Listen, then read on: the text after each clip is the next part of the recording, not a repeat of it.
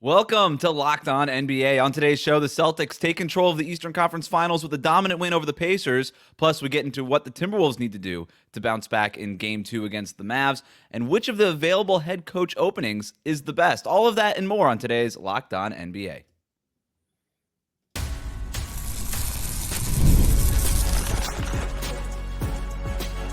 You are Locked On NBA, your daily NBA podcast. Part of the Locked On Podcast Network, your team every day. Welcome to Locked On NBA Friday. Wes Goldberg here with Adam Mares. However you're tuning in on YouTube, Odyssey, or your favorite podcast app, thanks for making Locked On NBA your first listen every day. LinkedIn Jobs helps you find the qualified candidates that you want to talk to faster. Post your job for free at linkedin.com/LockedOnNBA. That's linkedin.com/LockedOnNBA to post your job for free. Terms and conditions apply. Hit the like button on YouTube. 5-star rating and reviews always appreciated on whatever podcast app that you're using. We're going to look ahead to Game 2 of Wolves-Mavs in a second, but let's start in Boston, where the Celtics beat the Pacers 126-110 pretty easily. They go up 2-0 in the series. No late game drama in this one. The Celtics started the quarter with a 17-0 run and never really looked back after that, although the Pacers made a couple of different runs in the middle of that game. Jaylen Brown had 40 points. Tyrese Halliburton struggled before leaving the game with a left leg soreness. Adam, again, this one was never really in question compared to Game 1 that came down to the very end, went to overtime. Do you think that Game 1 was more of a fluky close game, or do you think that this could be a closer series going forward more so than Game 2 was? Well, I think the Pacers are going to bounce back in the series and win a game at home. You know, things will be different. I think it'll be more like round one or Game 1. But here's the thing. There's been one constant through 2 games so far in this series. The Celtics have scored every time down the court. That's the one thing. Tonight they had a 132.6 offensive rating, and it was consistent. It was every single quarter. And I think if you look back at the last game, you know, they made their run in the second half. But they made their run with offense. Their offense went up another level. Their defense never really made them uncomfortable, them being the Boston Celtics. So I look at it and I go, 2 games, Boston has scored comfortably. In this one, Boston got a couple stops, timely stops, and obviously the injury to Halliburton, is going to affect things. But that's the story to me so far, and I just don't know if that part of it's going to change drastically. Yeah, and there are flashes of dominant defense, too. Like the Pacers went that 5-6 minute stretch in the second quarter without scoring, and some of that was shooting themselves in the foot, some bad turnovers and stuff, too. But you got to give credit to the Celtics defense for at least coaxing some of that stuff. But the thing that has stood out to me, and I'm with you, Adam, about the Celtics so far in this series is that, you know, I think we take issue, we as in like sort of a basketball media universe here, take issue with Boston's lack of like a killer instinct. That they don't have like these moments that make you really feel like they should be the favorites, right? They never really look at it. But the thing that the Celtics do really well is, yeah, they might not have these like great possessions that make you think that they're the most dominant team in the NBA, but they don't have a lot of bad possessions, right? Like there's not a lot of just sort of fumbling the ball away and kind of sort of spinning into some sort of weird, awkward post up. Like they don't have a ton of those, and those are like the Pacers will definitely have a few of those over the course of the game. But Boston, for the most part, they just kind of generate good looks. It's ho-hum. It's not exciting. It doesn't really make you think. Your eyes kind of glaze over watching it, honestly. But they're all good possessions, right? And that just sort of is this machine that can kind of be overwhelming. And, you know, a 4, 5, 6 point lead turns into a 12-point lead. And the next thing you know, they've just sort of cruised into a win. And Rick Carlisle's pulled his starters 2 minutes into the 2 minutes left in the game. So that's sort of what stood out to me in this series. And you couple that with the fact that, to your point, the Pacers don't really have that strong of a defense, and it's going to be tough for the Pacers to make this a series. I love it. They don't have that strong of a defense. Yeah, they don't have a great defense. It's kind of. I love going into this conference finals. Everybody's like, "Look, the Pacers are trying harder on defense. Like, don't overlook them." I was like, their defensive rating was worse in the playoffs than it was in the regular season. Yeah. Let's relax. Yeah. But your point about the Celtics here, I think we as in everyone on earth is being a little unfair to them in some ways. But I think the thing that you're hitting on, because they've looked great in this whole playoffs, it's like they've checked every box. You know, they haven't had hard tests. But they also have won dominant, and they've contributed in ways that if you're a Celtics fan, this is the way you want to see it happen. You got 4-5 players in double figures. You get big games out of Jaylen Brown, and then some good moments from Jason Tatum in this one. But that, the recipe, the formula is there. But this team, to your point earlier about how they get good looks, they remind me a lot of the 2018 Rockets. And I know a lot of people are going to think, oh, that's an insult. Look, the Rockets got this close to beating one of the best teams we've ever seen in the 2018 Golden State Warriors. They got really close. But what I mean by that is, like the Rockets, the Celtics have a system and the talent to run that system where you're going to get those drive and kick threes. They like what they do at an extremely high level, and it's really hard to stop. If you're a Celtic skeptic, and I'm a little bit of one, you say, what is their counter to that? Well, so far, nobody has made them go to that. They've been comfortable doing that. They've been getting the shots they want. They get 37 threes up. They shoot 41% tonight. The script has not been broken. The question will be, can somebody break the script? And if so, what does Boston do in those moments? But it looks like we won't get an extreme version of that in the playoffs until we get to the finals.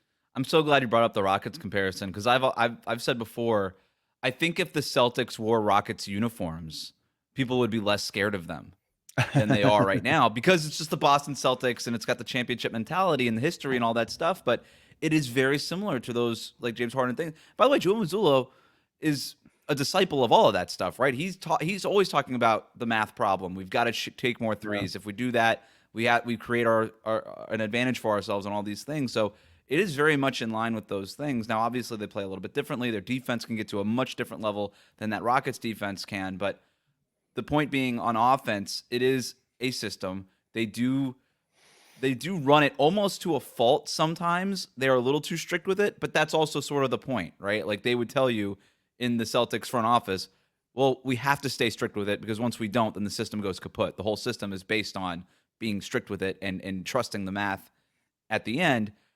But it is fair to wonder whether or not Tatum is the guy who, when everything kind of hits the fan, can he pull you through against teams that aren't a skeleton crew Heat, an injured Cavs, and an outmatched Pacers team. And they're going to see that probably in the NBA Finals. But the way Jaylen Brown is playing, 40 points tonight, taking over that game, it was a lot of empty calories, I thought, from Tatum in the second half. But he's mostly been the better first-half player than Jaylen Brown during these playoffs. But Brown in that first half was absolutely dominant. Swing plays, turning defense into offense, taking the ball away from Indiana, scoring easy points in transition. And if he's playing like that forcefully, they're going to be really, really tough to beat. 27 shots, too. I mean, this is another question I have about the Celtics. Because of how their playoffs is shaking out, there'll be a big jump going into the next round. I'm so curious to see how that shot distribution and how that aggression from Jaylen Brown transfers into the finals. Because right now, I mean, look, he was phenomenal in this game. He was aggressive. He had so much confidence. And like you said, he hit some tough shots, including some step back threes that were really impressive. But that is the question now. 27 shots for him, 20 for Tatum. What is the formula going to be the rest of the way down the season? Because this year, I think Jaylen has really almost, I don't want to say like he's made. There are times when you feel like just get him the ball, let him run. Yeah. What does he need? And this was one of those games. And that's what I mean is, how do they balance that? Right now, it's easy to make that balance, but it will get hard. And that's what will be one of the most fascinating storylines for me. It's a great point. You're absolutely right. Part of what has made the Celtics special is that the two Jays are willingly just kind of just throw it like throwing the pilots. What is it? A wheel? I don't know. In a plane, like joystick. I'm not sure. Just sort of the controls over to each other depending on what it is. But that sounds great when you're just sort of cruising through a regular season and even in the playoffs. But once you kind of get stress test in the finals, which is going to happen more likely than not, then that's a problem. We're both kind of burying the Pacers. I don't feel that bad about it. We don't have more information on the Tyrese Halliburton injury yet. Probably by the time most people are listening to this, they will. But surely if it's a long-term thing, this thing's over. But I also, Pascal Siakam was like the best player on the court for portions of this game. He was really good in this game. Well, you got to give him credit. He had a run that was just phenomenal. Yep, turnaround after turnaround, just putting whatever defender he had under the basket and just hitting jumpers over them. I think the Pacers will win a game. I had the Celtics in 5. I don't know what you had, but I still feel pretty good about that. Yeah, I think the Pacers are going to make this a little bit more interesting. Assuming Halliburton can be healthy, which that's a big assumption. That was a weird, like, zero contact injury that he went out with. So you always want to be cautious. But if he's good to go, I actually think the Pacers are going to make this interesting when they go back to Indiana. Even if I think the Celtics win this one in 5 or 6, I think these next games are going to be like game 1. A little bit closer. I think I'm with you on that. We'll move on to the Western Conference. How can the Timberwolves bounce back in Game 2 on Friday night? We'll break that down and what they need to fix after this. Today's episode of Locked On NBA is brought to you by LinkedIn. When you're hiring for your small business, you want to find qualified professionals that are right for your role, and that's why you have to check out LinkedIn Jobs. LinkedIn Jobs has the tools to find the right professionals for your team faster and for free. LinkedIn isn't just another job board. LinkedIn has a vast network of more than 1 billion professionals, which makes it the best place to hire. It gives you access to professionals you can't find anywhere else. LinkedIn does all of that while making the process easy and intuitive.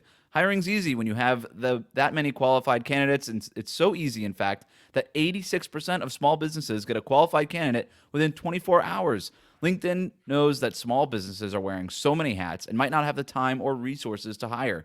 So LinkedIn is constantly finding ways to make the process easier for you. LinkedIn even launched a feature that helps you write your own job descriptions, making the process even easier and quicker. 2.5 million small businesses use LinkedIn for hiring. You can too. Post your job for free at linkedin.com/lockedonnba. That's linkedin.com/lockedonnba to post your job for free. Terms and conditions apply. Thanks again for making Locked On NBA your first listen every day. If you're watching this on YouTube, hit the like button, ring the bell to get notified when new episodes go up. 5-star ratings and reviews always appreciated wherever you listen to your podcasts.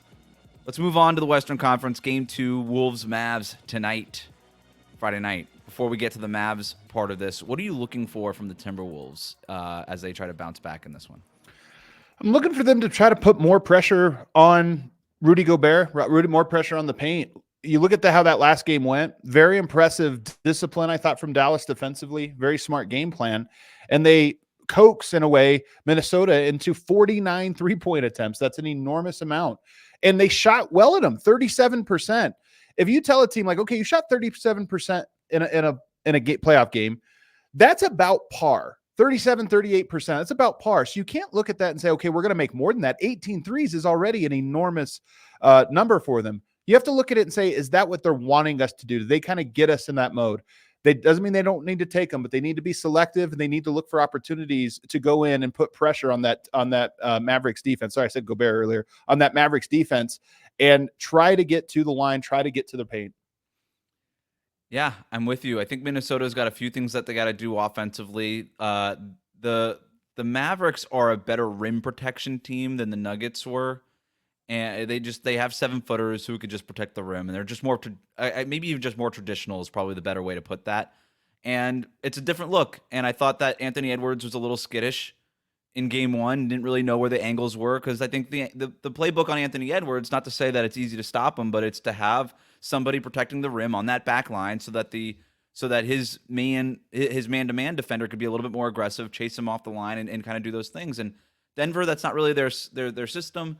That certainly is Dallas's system. And so he's going to have to figure that part of it out, and also to not be exhausted by his own admission at the end of the game too would be tremendously helpful. I'm also looking for Minnesota defensively. I want to see what they're going to do, because there's been a big stink made about how they're playing drop against Dallas, and was that the right thing? Was it the wrong thing? It was absolutely the right thing. That's their defense. That's who they are. Rudy Gobert drops. I actually went back and watched the game, and there was a few with this in mind, and there was a few possessions where Gobert showed at the level of the screen and just got blown by. And that's been the book on Gobert his whole career. That's just what happens. But as a drop defender, he's really good. And Dallas made a bunch of really tough, specifically Luka and Kyrie made a lot of really tough shots, running floaters, step backs from the free throw line just to create some space. The drop worked. They forced Dallas to take the shots that they wanted them to take. It's just that Luka and Kyrie are so amazing that they made those shots, but you'd rather them have to try to make those shots from the mid-range that are semi-contested than getting the shots right at the basket, which they're also both amazing at. So I thought Minnesota's defensive strategy was fine, but I think it's been a talking point, so I felt like we needed to address it. Well, they also had a 115 offensive rating, or defensive rating, I should say, which is fine against a team like Dallas, who's such a good team. That's all right. And as you mentioned, there are margins you look at. Okay, they made 6 threes. That's what you want. If you tell me Dallas is only going to get 6 3-pointers, you say that's pretty good, and they only took 25. So I agree with you that I don't think it was the drop. I don't think it was any of those things. I think that you just have to. This game was very close. I think you got to be a little more aggressive. Stick to some of your principles. Some other adjustments, though, that I would consider. Well, I'm sorry. One last thing on the drop, though.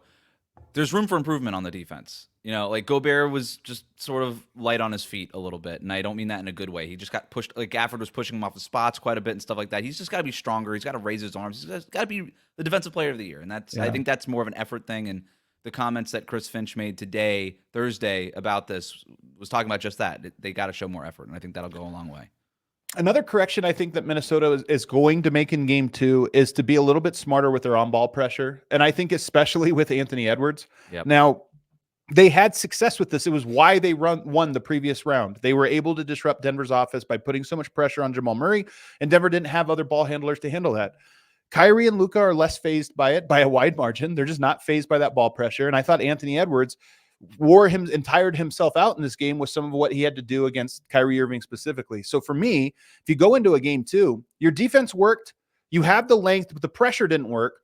Maybe you reallocate those resources and say, let's save Ant. Maybe he's not making the impact like he was against Jamal Murray. Let's save him. We have Nickeil Alexander-Walker. We have Jaden McDaniel. We have other guys to put on the ball handlers. And rather than try to get steals and force these turnovers, we're big, we're long. Let's disrupt life in the half court, try to get hands in passing lanes, and let's force them let's double down on the strategy of trying to force them into a lot of long twos, a lot of contested jumpers, protect the paint, and then maximize it on the other end. I think Anthony Edwards was gassed at the end of that game. Yeah. You need him to close, and that could be the difference. It could be as simple as that, as what does he have left in the tank in the final 5 minutes? You can get to the same spot without wearing him out the way they did in game 1. You and I are on the same page. I kind of had the same thought at the end of game 1 is just don't make Anthony Edwards do this anymore. It's really cool that he's this two-way player. I also wouldn't put him on Luka because the other part about McDaniels isn't really cut out to guard Luka that well.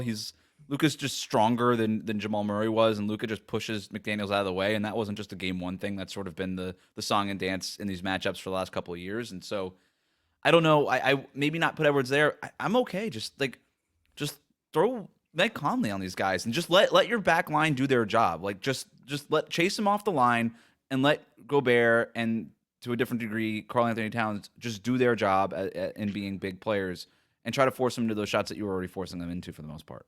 Well, Cat is the other piece of this. He's the one guy that I think you expect will be better in game 2 by a wide margin. He's had a good year. He had a couple good shots early in this one, but faded. He's the guy to me that you look at and say, there's room there to put more pressure on them, put pressure on their front court. And I think he'll do that in game 2. I don't think Jaden McDaniels will go 6 of 9 from the 3-point line. I don't think Anthony Edwards will go 5 of 12. So you're going to have to find some defense and offense in other places. Yeah. But I think Karl Anthony Towns has a big game in game 2.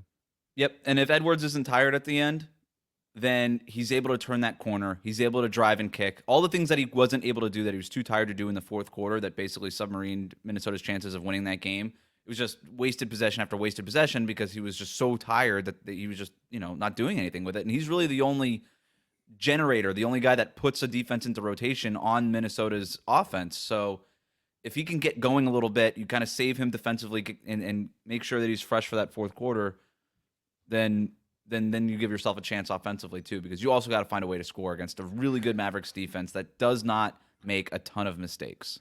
Did you ever play Tyson's Punch Out back in the day? Super NES? I don't think I did. No? Oh man. It's like that because there'd be a level you go in, you play Don Flamenco. How do you beat him? Left, right, left, right. It's like every guy had a trick you had to do, right. But then you go to the next fighter and it's a different trick. You got to figure it out. That's what I feel like the Timberwolves is their first foray to the Western Conference Finals. They just finished, left, right, left, right. That's how you beat this guy. But now they're on a new opponent. They tried that strategy in game 1 and it was like, oh, wait, this guy has a different defense. Hold on, I got to figure it out. So they got to adjust. That's the best analysis of this segment. Just throw out the first 9 minutes of it. That was exactly right. No, you're exactly right. It just felt like the angles and all this stuff, like Kyrie and Luka, they're so different. Everything they do is a little off axis, Yeah. And it just felt like Minnesota didn't really know what to do with it for a little bit, and they'll figure it out. This is I'm not overreacting to game 1. When Don Flamenco gives you that uppercut, though, you duck out the way, gut punch, you get a star. Remember that one, Wes. I'll bookmark that. The Cavs are making a coaching change, but do they have the most attractive job opening to candidates? We'll talk about that next. Today's episode of Locked On NBA is brought to you by our friends at eBay Motors. Passion, drive, and patience. The formula for winning championships is also what keeps your ride or die alive. eBay Motors has everything you need to maintain your vehicle and level it up to peak performance: superchargers, roof racks, exhaust kits, LED headlights, and more. Whether you're into speed, power, or style, eBay Motors has you covered. With over 122 million parts for your number one ride or die, you'll always find exactly what you're looking for. And with eBay Guaranteed Fit, your part is guaranteed to fit your ride every time or your money back. Because with eBay Motors, you're burning rubber and not cash. With all the parts you need at the prices you want, it's easy to make your car the MVP and bring home huge wins. Keep your ride or die alive at ebaymotors.com. Eligible items only. Exclusions apply. eBay Guaranteed Fit only available to U.S. customers.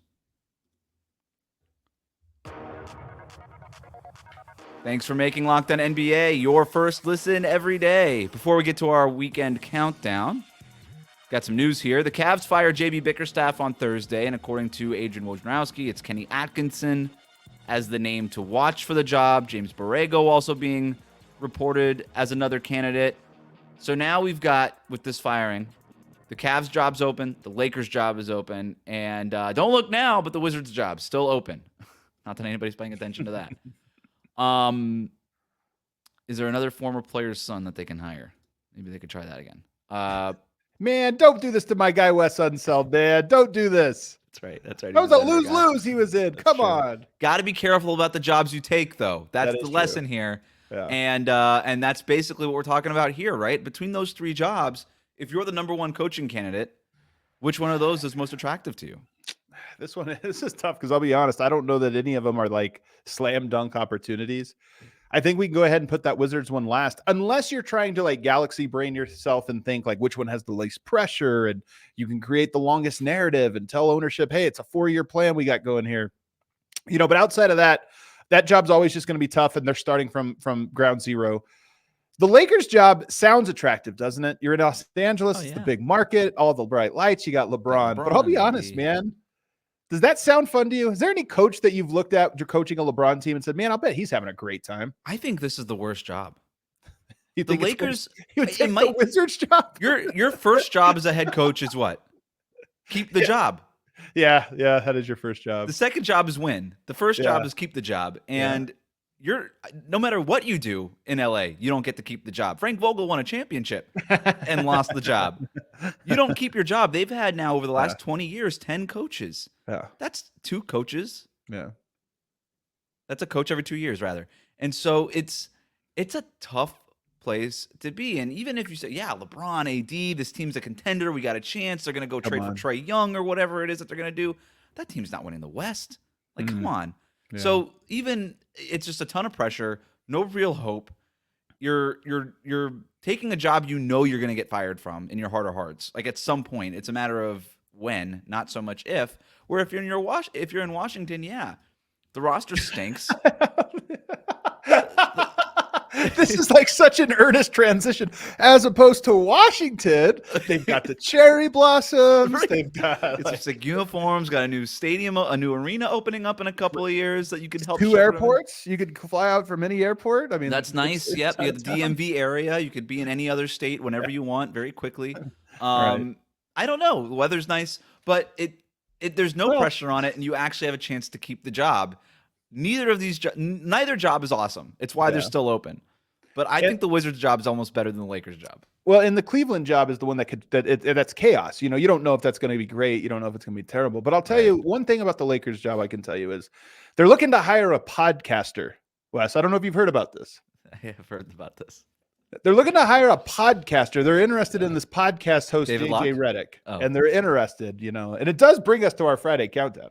It absolutely does. I should have had this queued up. Big chicken, baby. Zion. I'm not a system player. I am a system player. Go Power Rankings. Go Power Rankings. Go ahead. You've been on top of the transitions. I've been lacking on, so just you take it. See, we do them twice. Okay. All right, there we go. So in lieu of the Lakers now looking to hire a podcaster, it made me wonder what current NBA coaches, let's think about the reverse. What current NBA head coaches would make great podcast hosts? Maybe a swap Ooh. with old JJ Redick I here. love this. All right. They go down to the booth, and I'll give you a Take over couple old man honorable in the 3. I mentions. like it. Yeah. I'll give you a couple honorable mentions. Greg Popovich is on here. Yep. I don't know if he would be interesting as a podcast host. He might be one of those guys that's interesting in, like, you know how some podcasts you're like, I don't watch it, but I like the clips. It would be Popovich might be a clips guy. It would be a clips guy. He'd be almost like the opposite of Joe Rogan. it would end up like kind of branching weird somehow into politics sometimes, but also he'd just be like talking about his favorite like Cabernet Sauvignons from the Rhone region and just things like that. He'd be like, what is this show about again? And why is every episode 2 hours long? And who is this guest? There'd just be a lot of that. I think I just don't think it'd be as good as it sounds, as good as it seems. Chauncey Billups is a really interesting guy whose life stretches into like a lot of different, like just he's in a lot of different places. He played for a lot of coaches, so he would be an interesting one. I put Rick Carlisle on here. I don't know if he'd actually be a good podcast. I think he would have good stories and would deliver them terribly. So I think that would be his flaw. And then my last one here was Ty Lue, who, like Carlisle, he's been near a lot or involved in a lot of really high profile moments, teams, games, and he'd have a lot of stories, but none of them made the top 5. Okay, let's get into top 5. Number 5, man, this list is terrible. People are going to hate this. Nick Nurse. Nick Nurse is in here. I like that. Weird guy. Weird guy. He would produce his own music, He'd also be like a band. He'd be like, I think he would be like Conan O'Brien of coaches. I was going to say like Mark Maron plays like guitar at the beginning of his podcast every once in a while. I was like, Nick Nurse would be like, here's a lick that I've been working on, and just like ding ding ding ding. And then the more we talk this through, it sounds horrible. I made a horrible list here. I'm kind of into it. Number 4, Quinn Snyder. Quinn Snyder. This one would be chaos energy right here. This is like the Theo Vaughn of coach podcasting. That would be Quinn Snyder. He'd have some crazy tangents. You would never know. Like, is he fully there? What's going on? I want Quinn Snyder taking calls. In the middle of the show, just in the middle of it, 100%. Actually, Doc Rivers with number 3 here. He was a podcaster. It was pretty good. Him and Bill. He's good at talk. Man, that guy is so good at talking to the media, isn't he? That guy mastered it. When he eventually does decide to hang up the clipboard, he should be giving other coaches lessons every year, how to keep your job by using the media, or how to keep working, in other words, because he keeps losing jobs, but he always gets tired of new ones because you're so friendly to the media. But his shtick gets a little old sometimes, so I understand why he's at number 3. He's got good stories, though. He does. I can listen to them. All right, there really was a list inspired by 2 names, and now we get to the top 2. Number 2, Mike Brown. Yes, 100%. Players like him. You watch when you get the behind-the-scenes videos of him, he looks so compelling. He's got a great laugh, a great smile, and he's a good storyteller. He's great in press conferences. Whenever a press conference ends, most of the time a press conference is going on like 7 minutes. You're like, all right, guys, wrap it up. Like, it was a game. With Mike Brown, he's one of those guys, he starts talking, you're like, man, is there any more Mike Brown pressers I can get a fix on right now? Is there any other video of this? When I covered the Warriors, he was the lead assistant there, and he was always the best to talk to, always down to chat on background, always down to chat on the record about some sort of stories.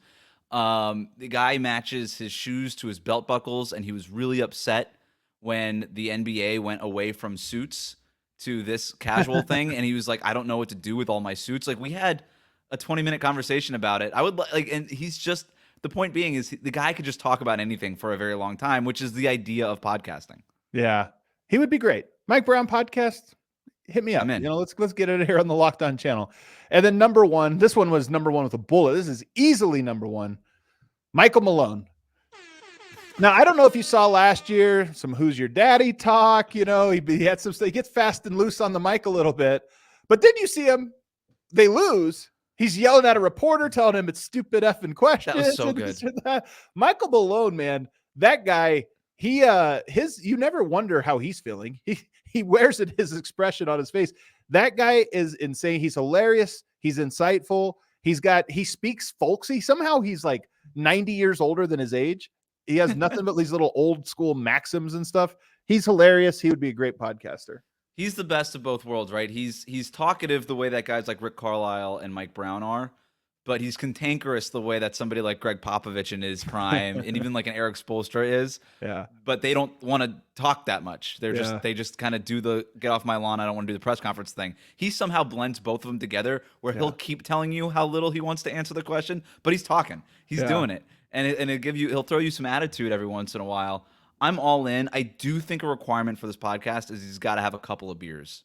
He's got to be a couple deep before he begins. It's got to be one of those drinking podcasts, like at a high top at a bar somewhere. It'd be, kind of that. I think it's more of like a 3-hour show, but he starts right in hour 1. So hour 1 is, mostly sober. Hour 2, you're starting to get there. It's like the Shaden Sharp thing. It's like where he's just sitting there cranking back tequila. And like the last hour is the meat inside the nut that you're just trying to crack into. You were talking about taking callers, like live callers on air. Michael Malone, that's what you need, because he's liable just to start screaming. You come incorrect on his calling show, and all of a sudden he's gonna berate you live on the air. I love it. If it's Bruce Brown that calls him, that's gonna be a great episode. It's just, that's a great list. I love it. Hopefully we'll have one of these coaches. Well, maybe not. You don't want anybody to lose their job, but maybe they could do.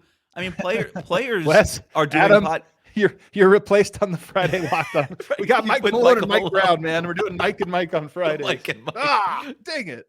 I understand, though. Paul George has a pod, and he's playing. So these coaches could do it. I don't want to just work a little bit harder, coaches.